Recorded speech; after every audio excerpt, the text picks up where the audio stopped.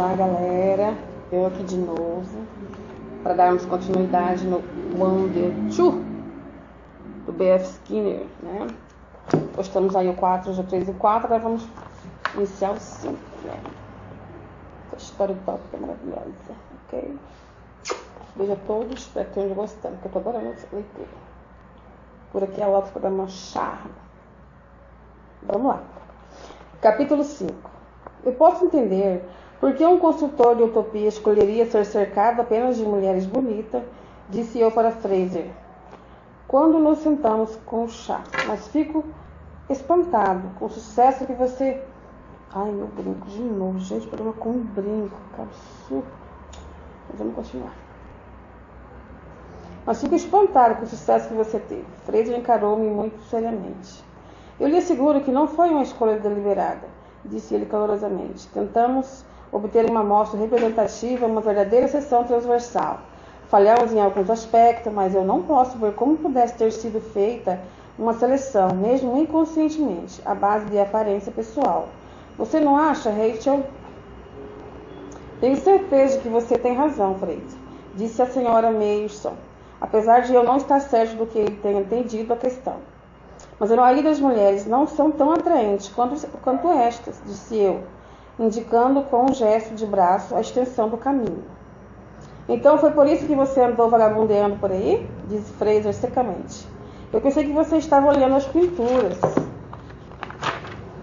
Um grande número de mulheres poderia ser muito atraente, disse a senhora Mayerson rapidamente. Cada qual a sua própria maneira. Aqui nós não estamos tanto à mercê dos desenhistas comerciais e muitas de nossas mulheres conseguem parecer bastante bonitas, simplesmente porque elas não são obrigadas a se vestir dentro de limites restritos. Por enquanto, disse Fraser, esse fato impedirá o Sr. Burris de aproveitar plenamente o seu passatempo.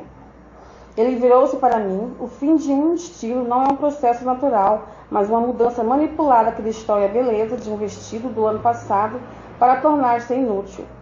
Opusemos-nos a isso ampliando os nossos gostos, mas a mudança exigida ainda não se deu com você. Dentro de uns dias você saberá o que quero dizer. Pequenos detalhes que agora parecem fora de moda e que, apesar de que você diz, devem perturbar a sua apreciação. Parecerão então naturais e agradáveis. Você descobrirá que uma linha ou característica nunca é datada em si, assim como você eventualmente considera no vestuário de um outro país bonito mesmo que sua primeira impressão, seja de cômico ou feio. Isso me pareceu de um paternalismo imperdoável. Nada está interferindo na minha apreciação do belo neste preciso instante, disse eu. Acontece que eu estava olhando diretamente para a senhora Mayerson enquanto falava. Que é isso? Disse Fraser. Política e lisonja são estranhos aqui. Pense que a senhora Macklin entenderá o que o Sr. Fraser está tentando dizer, disse a senhora Mayerson, vindo a meu auxílio. Você se incomodaria de dizer que pensa de nosso vestuário? Bárbara foi tomada de surpresa. É um pouco difícil dizer, começou ela. Não acho que tenha notado qualquer coisa normal em qualquer um de vocês. Juntos, no entanto, eu não sei. Alguma coisa quando ao cabelo, por alguma razão, é muito atraente, mas não sempre na moda. Por favor, não fique sem jeito, você tem razão. Entretanto, isso é um estilo, apressou-se Bárbara, e acrescentar. Vocês são como mulheres de países diferentes, e muitas de vocês são lindas. Obrigada, querida. Eu não estava buscando elogios. Nós temos, penso, um ar um tanto ou quanto cosmopolita, porque encorajamos a variedade. Entretanto, não estamos exatamente fora da moda, como você muito generosamente disse. Um caso curioso de comer o bolo e o guardá-lo também, disse Castle. Vocês parecem estar dentro e fora ao mesmo tempo. Por favor, como vocês conseguem fazer isso? Você está perplexo, disse a senhora Mayerson. Como se ela tivesse dito, você está machucado para uma criança. Eu acho que a resposta é que nós conciliamos. Mas não é exatamente isso. Pelo menos não é a saída mais fácil. Gastamos nisso muito tempo. Resolvemos o problema através de experimentação. Você diria. Ela virou-se para Fraser. Não, disse ele, francamente sem olhar para ela. Intuição. Por intuição, então, a senhora Mayerson concluiu alegremente. Nós queremos evitar a perda que é imposta pela mudança de estilo, mas não queremos estar totalmente fora de moda. Então mudamos de estilo mais lentamente, o suficiente para que não precisemos jogar fora roupa em boas condições. Você entende, claro, disse Fraser, que nós não podemos dar roupa usada para qualquer outra pessoa, porque ninguém em Oldenshire teria uso para ela. Mas vocês não acabam ficando cada vez mais fora de moda? Perguntou Castle. Não, disse a senhora Mason. Nós simplesmente escolhemos o tipo de roupa que sofre a mudança mais lenta. Ternos, malhas e saias ou blusas e saias. Vocês não acharão meia dúzia de vestidos de festas entre nós, e não pertencem ao estoque da comunidade. Entretanto, cada um de nós tem alguma coisa que seria sempre de bom tom, exceto em ocasiões muito formais. Vestido, disse Fraser num parênteses, é uma forma notável de consumo que não nos agrada, senão quando nos vemos nos outros. Eu estou surpreso de que uma utopia tenha algo mais do que pijama de descanso, disse Castle aborrecido. A senhora Mason riu alegremente. Muitas pessoas estranham o fato de usarmos roupa, disse ela. Nós temos nossos motivos. Fraser poderia dizer mais do que eu a respeito disso. Não é que nós importamos em ser excêntrico, estou certa? Talvez não queiramos nos sentir excêntricos. Isso está colocando muito bem a ideia, Rachel, disse Fraser. Ele virou-se para nós. Você deve lembrar que nós não estamos realmente isolados do resto do mundo, e não queremos estar. Nossa arte, literatura, nossos filmes, nossa rádio, nossas excursões ocasionais fora da comunidade nos mantém em contato com a vida americana. Uma quebra completa acarretaria mais problemas do que o necessário. Também seria inconveniente para nossas crianças fazê-las sentir-se deslocadas ou pouco à vontade com estranhos. Poderia sugerir que a vida em Oldenshire tem alguma coisa de singular ou mesmo de inferior. Mas vestir-se não é exatamente o tipo de trabalho desnecessário que a utopia poderia dispensar, disse Castle. Eu tenho certeza de que não havia necessidade de roupas em Walden 1. Não é realmente tanto trabalho, disse a senhora Mason. Nosso vestuário não é rígido e é apenas suficiente para acompanhar o gosto comum da época. E temos tempo para esse trabalho, disse Fraser. Vocês estão pensando em se vestir no aperto diário habitual, depois de dirigir até em casa, após um encontro tardio no escritório, através do trânsito na hora do rush, para chegar no jantar a tempo para os aperitivos. Nada disso há aqui, como vê. Temos muito tempo para tudo. Nós gostamos de um intervalo entre a parte ativa do dia e as horas sociais mais calmas do jantar de anoitecer. Um banho e troca de roupa são um ponto importante do programa do dia.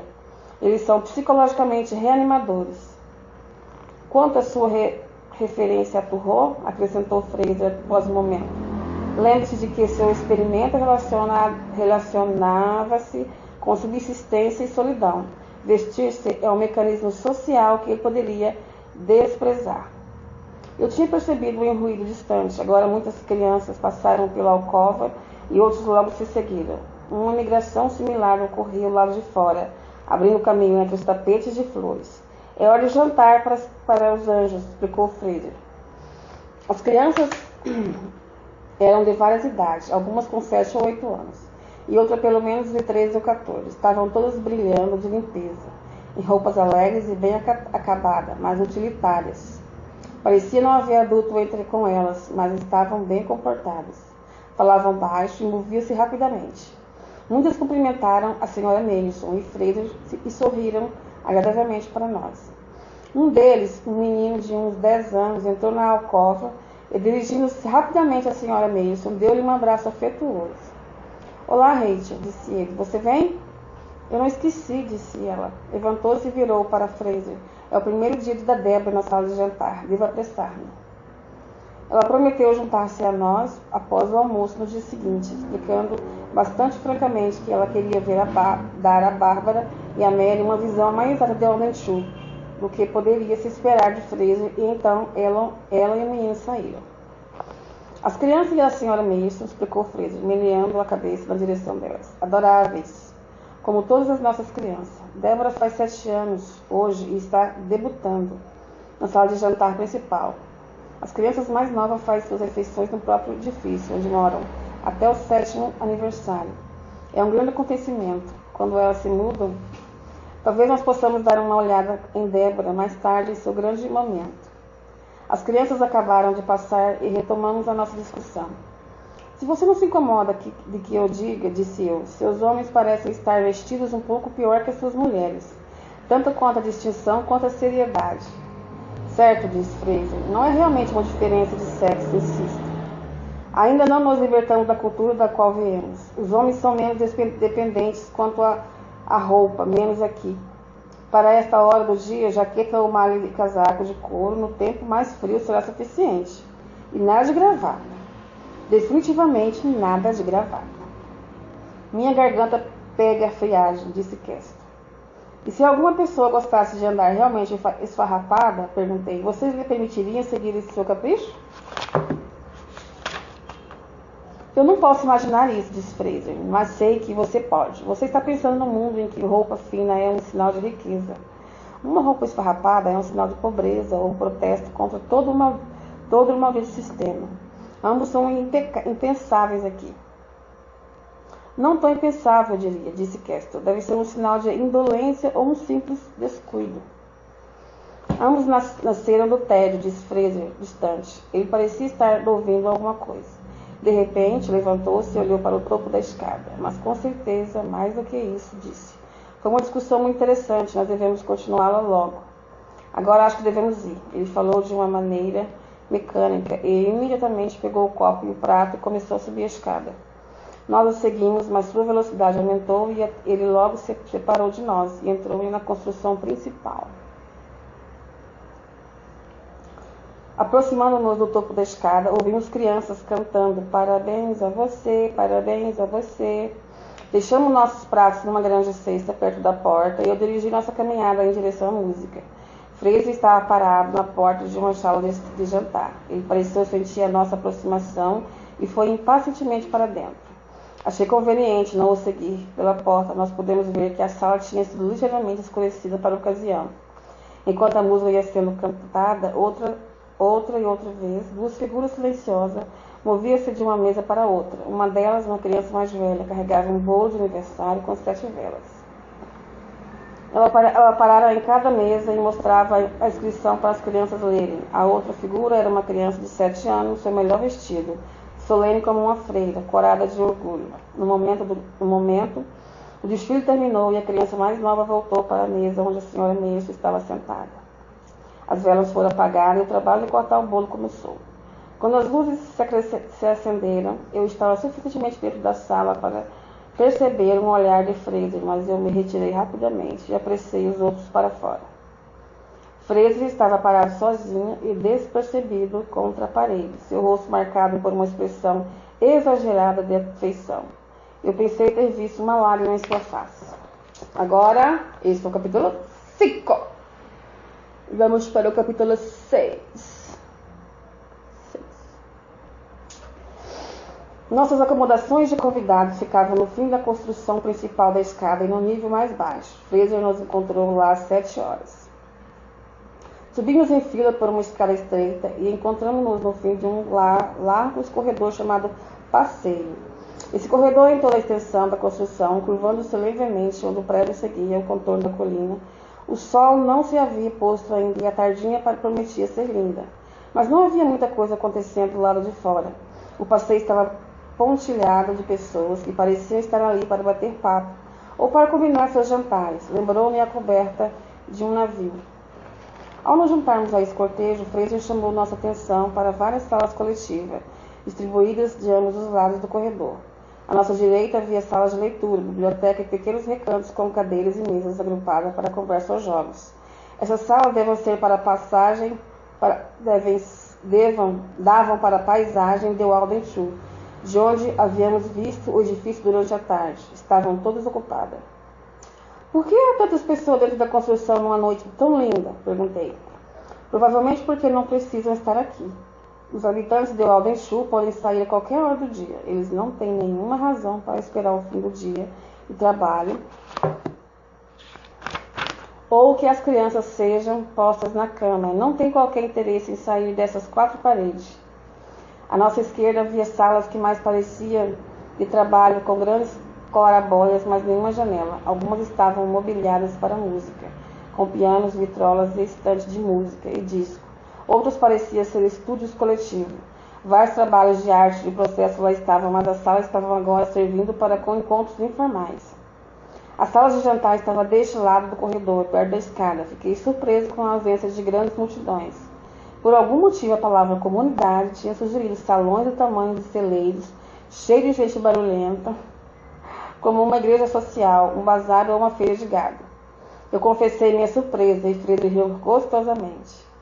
Para que servem as multidões? Perguntou ele. Bem, não sei, respondi, mas como você pode evitá-las? São úteis, são interessantes. Algumas pessoas têm um certo prazer em ser parte de uma multidão, disse Kester. Um sintoma de solidão, disse Fraser, de modo conclusivo. Considere a dona da casa média. Virou-se e diminuiu o passo, de modo a se assegurar de que as garotas pudessem ouvi-lo. Como a dona da casa média gasta a maior parte do seu dia? Sozinha? Quem é que ela vê? Vendedores, suas crianças mais novas ou 2 ou 3 vizinhos. Não 2 ou 3 amigos, apenas 2 ou 3 pessoas que acontecem estar ao alcance. É surpreendente que ela considere o barulho e o movimento de uma grande multidão da mesma maneira que um homem faminto encara a comida. É claro que ela extrai emoções da multidão, e quanto maior a multidão, melhor, mais certa ela está de que, pelo menos algum tempo, ela não ficará sozinha. Mas como uma pessoa que não está privada de amizade ou afeição apreciaria a multidão? Você pode encontrar pessoas interessantes, Bárbara, hesitamente. Ela era naturalmente avessa a essa linha de argumentação. Não eficientemente, diz Fraser, nós teremos arranjos muito melhores para reunir pessoas compatíveis com interesses comuns. E um espetáculo, um show, isso não significa necessariamente multidão. Absolutamente não. Nosso teatro comporta cerca de 200 pessoas. É a nossa maior multidão. Quando uma peça ou filme nos interessa a todos, e isso é raro, é simplesmente repetida até que todos tenhamos visto. Os atores ficam felizes pela oportunidade de repetir o seu desempenho e o filme não importa. O mesmo é verdadeiro para concertos. Admito que em alguns eventos, um campeonato de tênis, por exemplo, não pode ser repetido. Mas disputas não são importantes aqui. Não cultuamos heróis. Mas você não resolve muito bem o problema de um conferencista dessa maneira, disse Kester. Falando como alguém que já viveu a experiência, posso dizer que eu não apreciaria ter de repetir uma conferência. Resolvemos o problema da conferência, dispensando-o. A conferência é um dos meios mais ineficientes a difundir a cultura. Tornou-se obsoleta com a invenção da imprensa. Sobrevive apenas em nossas universidades similares e em algumas outras instituições retrógradas. Fulminou Kester com um olhar. Por que é que você simplesmente não entrega conferências impressas a seus estudantes? Sim, eu sei. Por que eles não leriam? Porque eles não leriam. Bela intuição, essa que deve resolver o problema com ardis retóricos. Ele fez um esforço para controlar o seu desdém crescente e continuou mais calmamente. Talvez algo possa ser dito em favor dos artifícios de conferencista. E eu entendo de participação do auditório. Mas admitindo, Sr. Kester, que você esteja justificando ao querer fazer uma aparição pessoal, deixe-me perguntar-lhe sobre qual assunto concebível dirigiria-se a todos nós. Kester estava confuso e não disse nada. Você quer dizer eu? Que o Sr. Kester não poderia falar de nenhum assunto que pudesse interessar a mais de 200 de vocês? É justamente o que eu quero dizer. É 200 pessoas e uma estimativa alta. Não somos um grupo selecionado e nossos gostos variam. Não temos modismo. Ninguém nos diz que devemos interessar-nos por isso ou aquilo. Você nem poderia ao menos contar com o desejo de ficar por dentro, porque nós não temos nenhum motivo para fingir que estamos interessados em altos assuntos.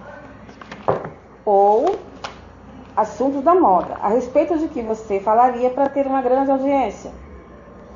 Mas mesmo assim, um conferencista inteligente deve ser capaz de achar um assunto que possa entreter mais do que uma pequena plateia, disse eu.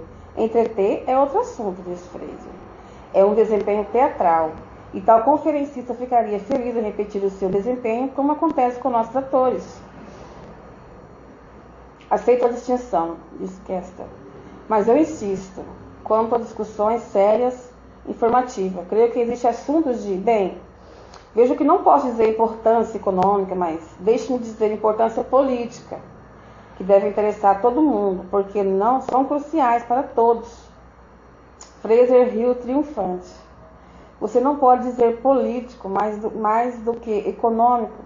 Você encontrará alguns de nós interessados em política, porque nós somos encarregados desse interesse em nome da comunidade. Mas você pode acomodar-nos a todos bastante confortavelmente numa das menores salas coletivas. Você quer dizer, esquece lentamente com um olhar provocador, que todos os membros interessados, digamos, na discussão da paz mundial, caberia numa dessas saletas? Num canto, diz Fraser, gozando francamente do seu sucesso em nos desconcertar. E quanto ao interesse nos negócios da comunidade? Disse eu. Num outro canto, disse Fraser, rindo gostosamente. Mas devemos falar sobre isso mais tarde. Não, o fato é que simplesmente não há nenhuma razão para juntar as pessoas em grande número. Multidões são desagradáveis e doentias. São desnecessárias para as formas mais valiosas de relações pessoais e sociais. E são perigosas. A multidão se precipita até onde os indivíduos temem pisar. E os Führers se enganam quanto ao apoio que podem dar. Espero que vocês não neguem que estão todos interessados em comer, disse Kester. E quanto à multidão em sua sala de refeição? Uma questão excelente, disse Fraser, o que ilustra a minha crítica final das multidões. Elas são caras, elas exigem espaço, equipamento complicado, e permanece parada a maior parte do tempo. Olha para seus estágios, teatros e restaurantes. Aqui as coisas são diferentes. Nós simplesmente manejamos os programas diários de nossos membros. Como resultado, nosso equipamento está, em muitos casos, quase constantemente em uso. Nós podemos fazer isso porque não estamos limitados pelos horários habituais de funcionamento das lojas, negócios ou escola. Das 9 às 5 não significa nada para nós. Você nos encontrará tomando café da manhã a qualquer hora entre as 5 às 10. O almoço começa imediatamente depois que termina o meio da tarde. As crianças têm horários definidos nas primeiras horas. Os adultos jantam tão cedo quanto às 5h30, ou tão tarde quanto às 9 horas. Nossas salas de jantar, Sr. Kester, obrigam cerca de 200 pessoas. Como poderá ver logo, não há salas grandes e não há multidão. Suponho que os membros designaram um horário particular para as refeições, eu disse. E devo confessar que esperava ter descoberto um pouco de militarização. Fraser bufou de desgosto. Absolutamente não, disse ele. O máximo de que precisamos é uma nota nas folhas de boletim indicando quais as salas que estarão menos ocupadas em determinadas horas. Mas convido alguém a me encontrar para jantar. Como saberei que se seu esquema não está 3 ou 4 horas defasado do meu? Perguntei. É geralmente difícil marcar encontro para uma refeição, mas os encontros são facilmente acertados em Obenchu, de modo que isso não importa. E há um ganho compensador, mudando o esquema. Podemos ver novas caras de tempos em tempos. Fraser parou e riu pouco à vontade, como se estivesse confessando alguma pequena insatisfação. Refez-se rapidamente e voltou ao ataque, com energia crescente. Uma peça admirável de engenharia cultural, o programa flexível, o feito é quase incrível. Precisamos de menos equipamentos de todos os tipos, banheiros, por exemplo. Se você já ficou num hotel de verão que não tem banheiros privativos, você se recorda dos congestionamentos na hora de fazer a barba e nas horas de jantar? Com um esquema flexível, nós nos arrumamos com instalação limitadas bastante comodamente. O serviço do chá e café funciona o triplo e podemos evitar fortes preferências por certos espetáculos de teatro, pelo uso de campos de tênis ou pelas horas de trabalho. Nosso equipamento é usado de 15 a 18 horas por dia, sem sobrecarga, para aqueles dos primeiros ou últimos turnos. Mas o resultado talvez mais valioso. Fraser fez uma pausa de um momento para ver se éramos capazes de antecipar qual. É psicológico? Estamos completamente livres dessa atmosfera institucional que é inevitável quando todos fazem a mesma coisa à mesma hora? Nossos dias têm uma continuidade, flexibilidade, diversidade e um fluxo. É tudo muito agradável e saudável. Nós havíamos parado durante a maior parte dessa renga numa das saletas, sem dizer nada. Fraser partiu em direção à sala de jantar como um cicerone, que acabou em um pequeno discurso no campo de uma catedral e pastoreia seu rebanho para o segundo ponto de interesse. Este foi o capítulo 6. Agora vamos para o 7. Ai, calor, gente. Vamos fazer o 7. Espero que vocês gostem, que eu tô adorando. Gente, queria morar nessa cidade, ó. As salas de jantar eram menores ainda do que as observações que Fraser havia sugerido. Cada uma continha uma meia dúzia de mesas de tamanhos diferentes. As salas estavam decoradas em vários estilos. Podia-se jantar rapidamente numa sala de paredes brancas, movimentando-se com rapidez ou eficiência, ou calmamente numa sala de jantar de estilo colonial americano, com paredes de pinho com candelabros de vela. Uma estalagem inglesa com calcários de corridas de cavalo pelas paredes, ou uma colorida sala sueca. Duas salas modernas, curiosamente desenhadas, uma das quais com mesas privativas, separadas por divisões ao longo da parede. Destacava-se pelo contraste. Eu estava um tanto chocado por essa confusão de estilo. O propósito disso, explicou Frei, tinha sido de fazer com que as crianças se sentissem à vontade em algum dos seus ambientes que encontraria fora da comunidade. Segundo algum princípio de comportamento que eu não entendi completamente, parecia que a ingestão de alimentos tem alguma coisa a ver com o desenvolvimento de preferências ou simples tolerâncias estéticas. O mesmo efeito não poderia ser obtido tão facilmente com uma decoração das salas de estar em estilos diferentes. A sala de jantar estava agrupada em torno de uma sala de serviço que funcionava como lanchonete. Apesar de não haver exposição de alimentos ao serviço de garçom, lembrava-me antes um buffet de ceia. Assim que entramos, seguimos o exemplo de Fraser e pegamos bandejas. Havia os mesmos copos finos que tínhamos visto no serviço de chá. Fraser pegou um guardanapo de um compartimento com seu nome escrito, que também continha alguma correspondência que ele ignorou. Nós pegamos guardanapos limpos de uma gaveta. Nós nos saímos muito bem em nossa manufatura de linho, disse Fraser, agitando seu guardanapo. Não importa que sempre tivesse sido um luxo, é um tecido muito durável e muito agradável de usar. Eu suponho que você esperava um papel, acrescentou de repente para mim. Havia 3 pratos principais no cardápio, uma espécie de goulash, um soufflé de costela de porco. Um pequeno cartaz descrevia o goulash.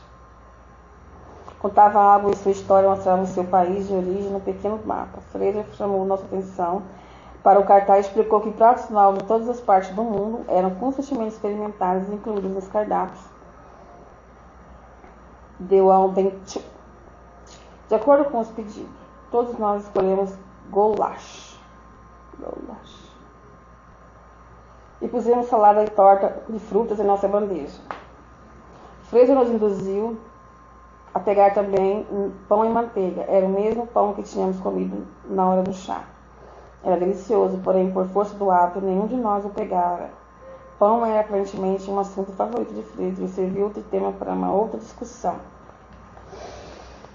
Os padeiros comerciais, começou ele, assim que a certificou de que todos nós havíamos servido de fatias grossas, tentam produzir pão com o material mais barato e a menor quantidade possível. Aqui o objetivo é o outro. Os nossos cozinheiros têm que preparar o alimento que produzimos de modo que seja comido. Eles querem por dentro do pão a maior quantidade possível. Não levaria a nada fazer um pão igualmente delicioso com menos manteiga ou com farinha mais barata. Eles simplesmente teriam de preparar o que economizaria de uma outra forma. Ele nos olhou com um sombrolho, levantando como um mágico e tivesse escutado um número surpreendente, então mostrou o caminho para uma das salas modernas, onde achamos uma mesa de cores vivas, contra as quais nossas bandejas de vidro cintilaram. As bandejas não eram elípticas, com uma grande depressão em cada extremidade, compartimentos menores e uma concavidade para um copo preenchia a parte central. Pousamos todas as bandejas paralelamente às bordas da mesa, mas Fraser nos mostrou como dispô-las com raios da mesa, de maneira que tivéssemos o prato principal à nossa frente e os compartimentos menores ao alcance da mão. Quando estivéssemos prontos para a sobremesa, a bandeja podia ser facilmente invertida. Um compartimento pequeno, contendo talheres e condimentos, estavam embutidos na própria mesa. Chique, né? Apesar da impaciência visível de Keston com relação a detalhes da tecnologia doméstica, Fraser falou à vontade sobre as bandejas. Uma de suas inumeráveis vantagens era a transparência, que economizava 2 operações na cozinha, porque a limpeza das 2 faces da bandeja podia ser vista imediatamente. Quando Fraser fez uma observação, Keston deu um risinho. O Sr. Keston está divertindo-se, disse Fraser, encostando à parede. Ou talvez não seja divertimento, seria interessante pedir-lhe que fizesse uma experiência. O Sr. Keston se incomodaria de virar suas bandejas de um lado para outro 1000 vezes. Talvez o senhor compreendesse, ou o senhor trabalharia rapidamente e terminaria com os músculos dolorosamente reteçados, ou então trabalharia lentamente e ficaria aborrecido. Ambos os comportamentos são passíveis de objeção, e, entretanto, um de nós seria compelido a fazer isso mesmo 3 vezes ao dia. Se nossas bandejas fossem opacas, e seria um de nós, lembre-se, não uma pessoa inferior, contratada por um salário miserável. Nossas consciências estão leves quanto a isso. Entende-se agora por quê? Você entende? Fraser, balançando as mãos acima da cabeça, agradeceu a vitória fácil. A principal vantagem da bandeja, continuou ele, é a enorme economia de trabalho. Vocês verão o que quer dizer quando visitarmos a cozinha. Os restaurantes comerciais dariam tudo para seguir o nosso exemplo, mas isso requer uma engenharia cultural que está fora do seu alcance. Aparentemente esperava que alguém lhe pedisse maiores detalhes da engenharia cultural, mas estávamos todos ocupados com o nosso jantar e terminamos em silêncio. Carregamos as bandejas vazias até uma janela que abria para uma sala de serviço, e Fraser então deu meia volta e dirigiu para o passeio. Mary cochichou alguma coisa a Bárbara, que disse a Fraser: nós não vamos ver a lavagem de pratos? Logo depois de jantar? Disse Fraser com grande surpresa. Ele parecia orgulhoso de ter conseguido um tal grau de delicadeza, mas virou-se imediatamente em direção à sala de serviço. Do outro lado da janela, onde havíamos colocado as bandejas, uma moça muito bonita, que parecia ter excelentes relações com Fraser, recebia as bandejas, tirava talheres e copos e as colocava de cabeça para baixo, numa esteira rolante, e imediatamente desapareciam de vista sobre uma plataforma onde nos disseram. Recebiam jatos de espuma de leite que, junto com todos os restos, eram dadas aos porcos.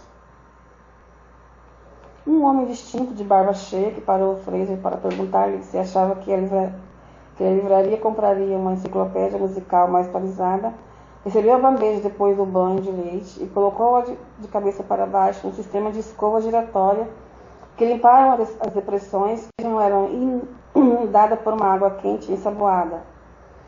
O homem então a examinava rapidamente, economizando, suponho, uma das operações que deveriam esgotar Keston. E colocava a prateleira. Quando uma das prateleiras ficava cheia, era baixada numa cuba com água para enxaguar e levada a um esterilizador. Enquanto isso, os copos e talheres recebiam tratamento similar, em linhas de produção separadas, sob o controle dos mesmos operadores. Toda lavagem de louça parece ser feita por 2 pessoas, disse eu. Fraser abanou a cabeça, afirmativamente, com convicção. E com 4 ou 5 turnos por dia, você vê 8 ou 10 pessoas no máximo, disse ele.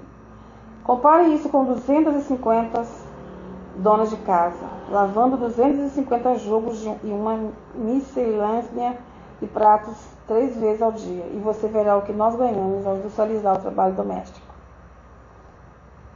Mas não deem muito crédito, continuou. Estamos menos mecanizados em nossa lavagem de louça do que muitos hotéis e restaurantes. Nós simplesmente colocamos a produção em massa ao alcance de todos, como consequência da vida cooperativa. Podemos superar os hotéis, introduzindo práticas de economia de trabalho que exigiram um pouco de engenharia cultural. Fez uma pausa.